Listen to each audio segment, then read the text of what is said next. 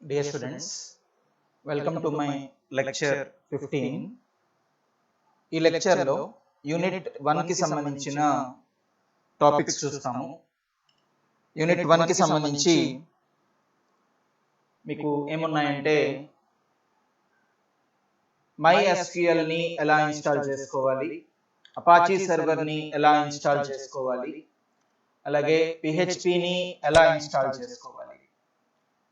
ఈ ఇన్స్టాలేషన్స్ ని పెర్ఫామ్ చేయడానికి మనం ఏంటి యూజ్ చేస్తామంటే XAMPP అనే అప్లికేషన్ యూజ్ చేసుకుంటాం. XAMPP అనే అప్లికేషన్ యూజ్ చేసుకుంటాము. XAMPP stands for X means cross platform, A అంటే Apache server, Apache web server, M అంటే MySQL, P అంటే PHP, అగైన్ P అంటే పెర్ల్ ప్రోగ్రామింగ్ లాంగ్వేజ్. అంటే XAMPP లో మనం ఏం చేయొచ్చు అంటే ఈ అప్లికేషన్స్ అన్ని కూడా XAMPP లో మనం యూజ్ చేసుకోవచ్చు.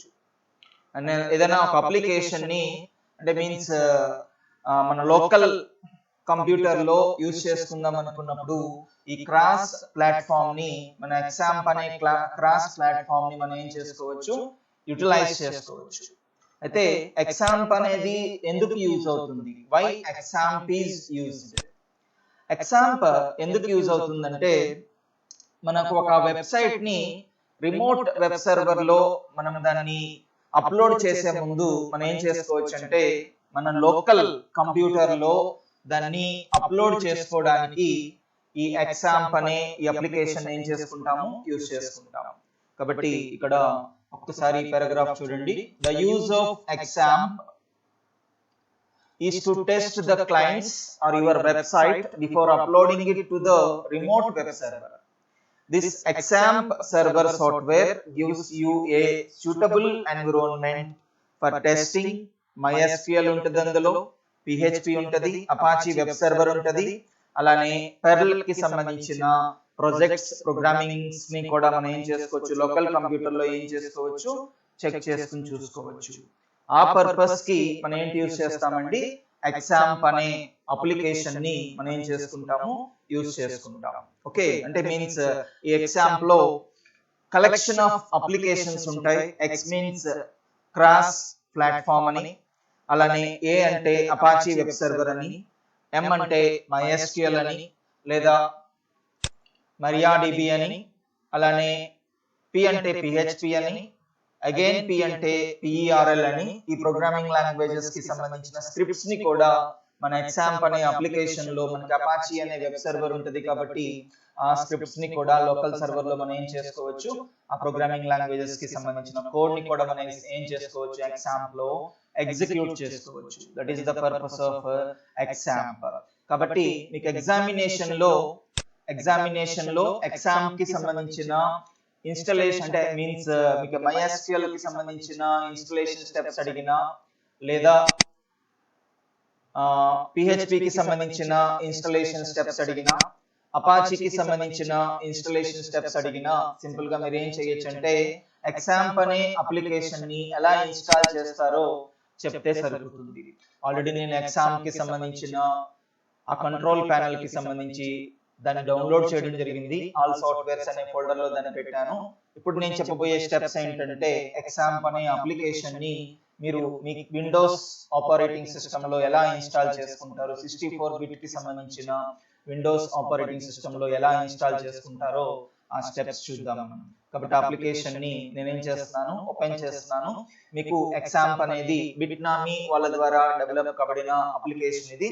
కాబట్టి గూగుల్లోకి వెళ్ళి మన XAMPP డౌన్లోడ్ అన్నట్టయితే కనుక డౌన్లోడ్ ఫర్ విండోస్ 7 64 బిట్ కి కానివ్వండి, 32 బిట్ కి కానివ్వండి, మనకి దాంట్లో ఏంటి ఉంటాయి, డౌన్లోడర్స్ ఉంటాయి. కాబట్టి ఆ కంట్రోల్ ప్యానల్స్ ఉంటాయి. ఆ కంట్రోల్ ప్యానల్స్ మనం ఏం చేసుకోవచ్చు, డౌన్లోడ్ చేసుకోవచ్చు. నేను ఆల్రెడీ 64 బిట్ కి సంబంధించిన కంట్రోల్ ప్యానల్ ని డౌన్లోడ్ చేయడం జరిగింది.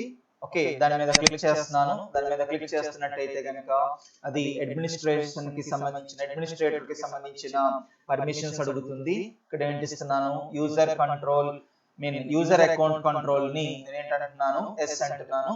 ఎస్ అంటున్నట్టయితే కనుక మీకు స్టార్టింగ్ ఒక విండో వస్తుంది. ఆ విండోలో సింపుల్ గా మీరు ఏం చేయాల్సి ఉంటుందంటే ఓకే అని ప్రెస్ చేయాల్సి ఉంటుంది. బిట్నామీకి సంబంధించిన అప్లికేషన్ అని చెప్పాను. కాబట్టి ఈ అప్లికేషన్ లో మీరు ఈ విండోలో ఏం చేస్తారు, ఓకే అంటారు. ఓకే అన్న తర్వాత నెక్స్ట్ ఒక విజార్డ్ వస్తుంది. ఎగ్జామ్ కి సంబంధించిన సెటప్ కి సంబంధించిన స్టార్టింగ్ విజార్డ్ వస్తుంది. ఆ విజార్డ్ లో మీరు ఏం చేయాల్సి ఉంటుందంటే నెక్స్ట్ పైన క్లిక్ చేయాలి.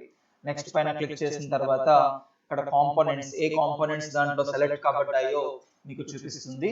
అక్కడ అపాచీ అని, MySQL అని, అలాగే మెర్క్యూరీ అని, ఇలా టామ్ క్యాట్ సర్వర్ అని ఈ కాంపోనెంట్స్ ని చూపిస్తుంది. ఏ ప్రోగ్రామింగ్ లాంగ్వేజెస్ యూజ్ చేసుకోవచ్చు, అలాగే దాంట్లో మనకి ఏ డేటాబేసెస్ ఉన్నాయి ఆ కాంపోనెంట్స్ ని చూపిస్తుంది. ఆల్రెడీ డిఫాల్ట్ గా కాంపోనెంట్స్ అన్ని కూడా సెలెక్ట్ కాబడి ఉంటాయి. మీరు ఏం చేయాల్సి ఉంటుంది, తర్వాత మళ్ళీ అగైన్ నెక్స్ట్ ప్రెస్ చేస్తారు. దెన్ అదేం చేస్తుందంటే రూట్ డ్రైవ్ లో, అంటే సి డ్రైవ్ లో ఎగ్జాంప్ అనే ఒక ఫోల్డర్ ని ఏం చేస్తుందండి, క్రియేట్ చేస్తుంది. ఎగ్జాంప్ అనే ఫోల్డర్ ని క్రియేట్ చేసి దానికి సంబంధించిన ఫోల్డర్స్ అన్ని కూడా ఆ ఎగ్జామ్ ఫోల్డర్ లో మీకు ఏం చేస్తుందండి, స్టోర్ చేస్తుంది. కాబట్టి డిఫాల్ట్ గా సి లో ఎగ్జాంప్ అనే ఫోల్డర్ ఏం కాబడుతుంది, మనకి క్రియేట్ కాబడుతుంది. ఆఫ్టర్ దట్ నెక్స్ట్ అంటారు, తర్వాత మళ్ళా నెక్స్ట్ అంటారు. నెక్స్ట్ అన్న తర్వాత అది బిట్నామీకి సంబంధించిన అప్లికేషన్ కాబట్టి ఆ బిట్నామీకి సంబంధించిన అప్లికేషన్ మీకు ఏం కాబడుతుంది, ఓపెన్ అయింది. దెన్ ఆఫ్టర్ దట్ మళ్ళీ రెడీ టు ఇన్స్టాల్ అంటది. ఆ రెడీ టు ఇన్స్టాల్ తర్వాత నెక్స్ట్ అంటారు. నెక్స్ట్ అన్నట్టయితే కనుక మీకు ఏం కాబడతాయి, అన్ప్యాకింగ్ ఫైల్స్. ఆ ఫైల్స్ అన్ని కూడా మీకు ఏం కాబడతాయి, ఎగ్జాంప్ అనే ఫోల్డర్ లో మీకు ఏం కాబడతాయండి, ఇన్స్టాల్ కాబడతాయి. లైక్ దట్ ఇన్స్టాలేషన్ మీకు ఏంటవుతుందండి, స్టార్ట్ అవుతుంది. ఆ ఇన్స్టాలేషన్ కంప్లీట్ అయ్యేంత వరకు మీరు వెయిట్ చేయాల్సి ఉంటుంది. ఈజీ స్టెప్స్ ఇవి, చాలా ఈజీగా చూడండి. అక్కడ example is easy to install Apache distribution containing MySQL, PHP and Perl.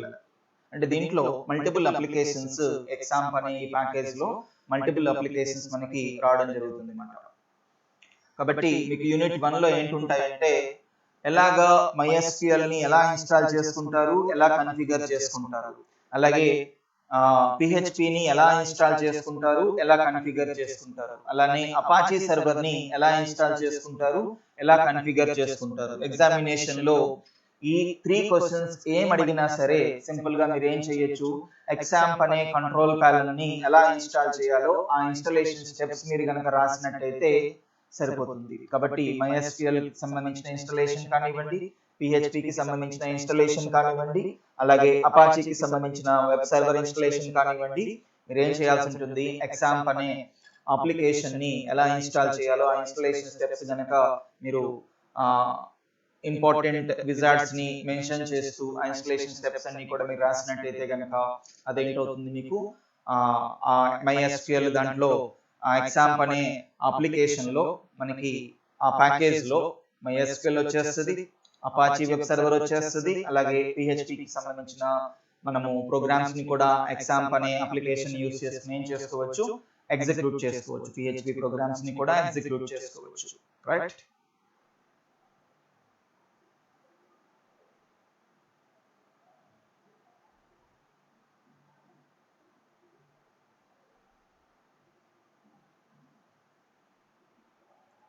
Installation almost complete అయిపోతుంది.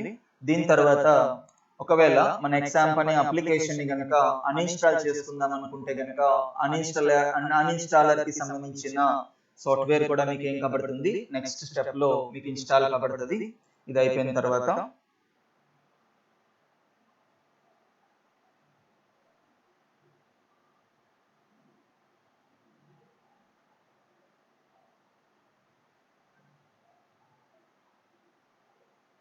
చూడండి అక్కడ వచ్చింది క్రియేటింగ్ అన్ఇన్స్టాలర్ అని చెప్పి 25% కంప్లీట్ అయింది.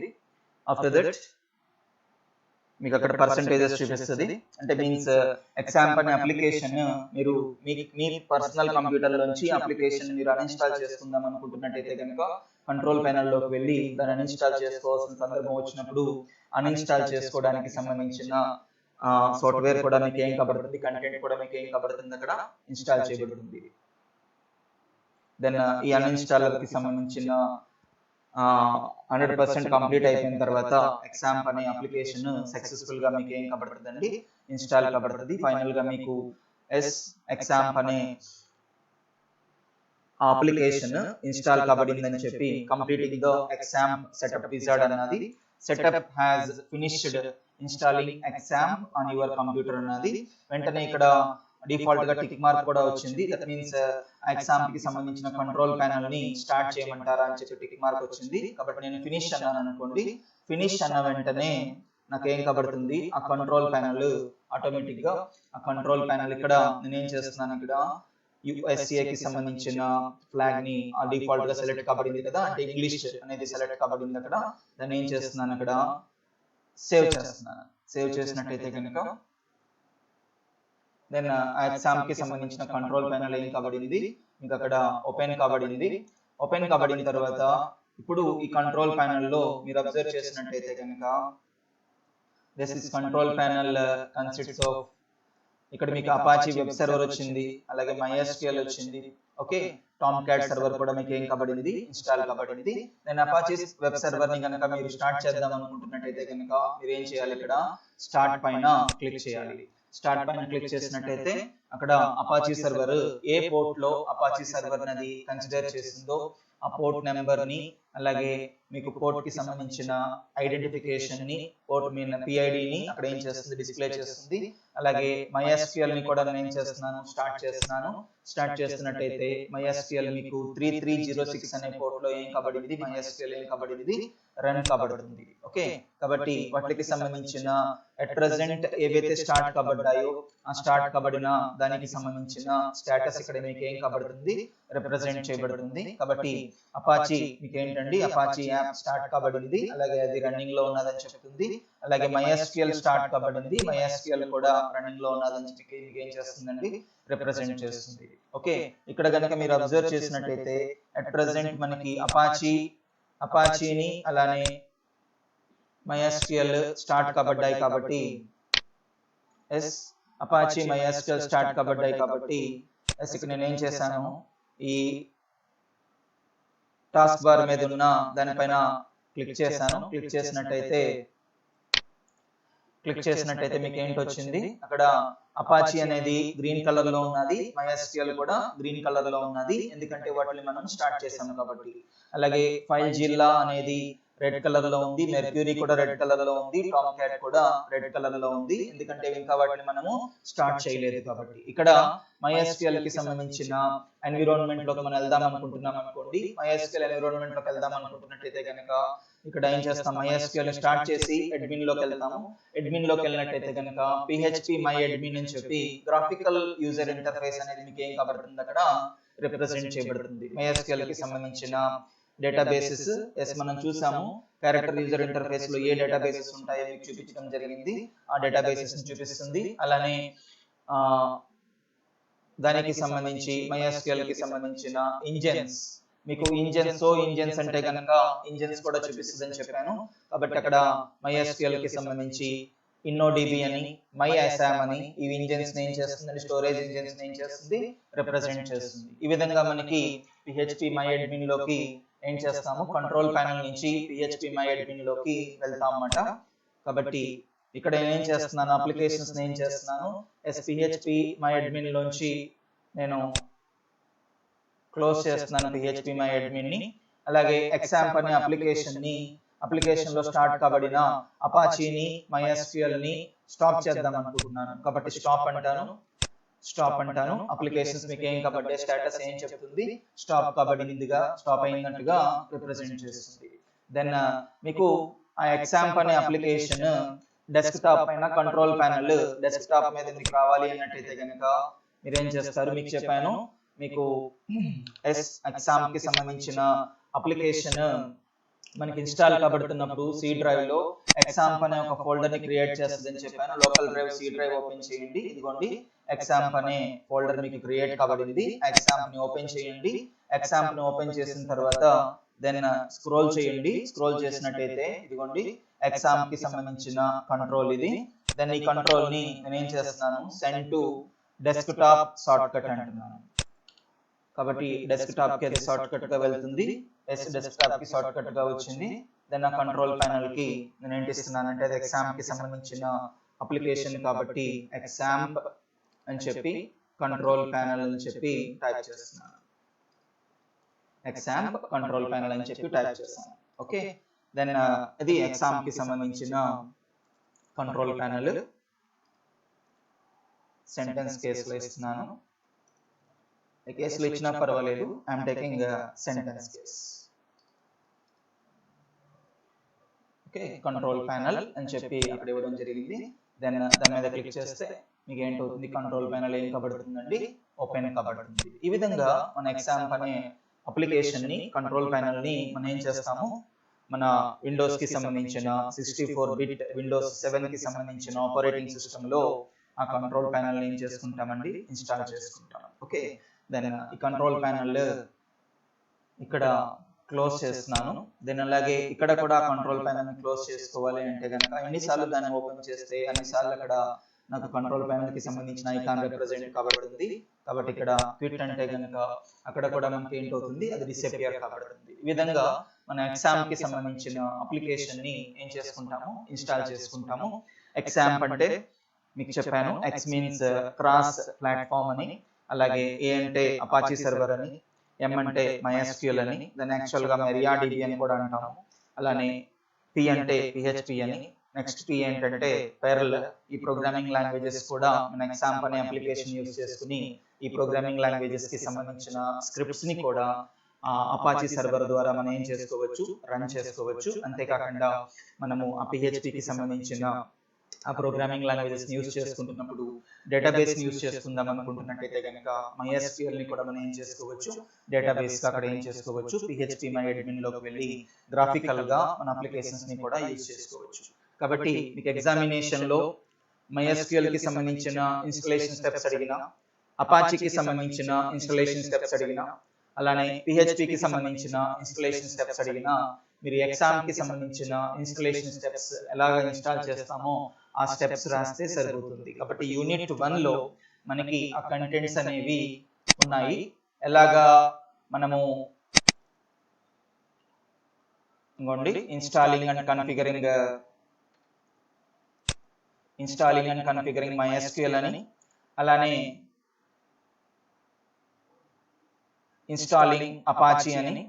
అయితే విండోస్ లో అపాచీని ఎలా ఇన్స్టాల్ చేయాలో, మన ఎగ్జాంపుల్ విండోస్ లో ఎలా ఇన్స్టాల్ చేయాలో చూసాము.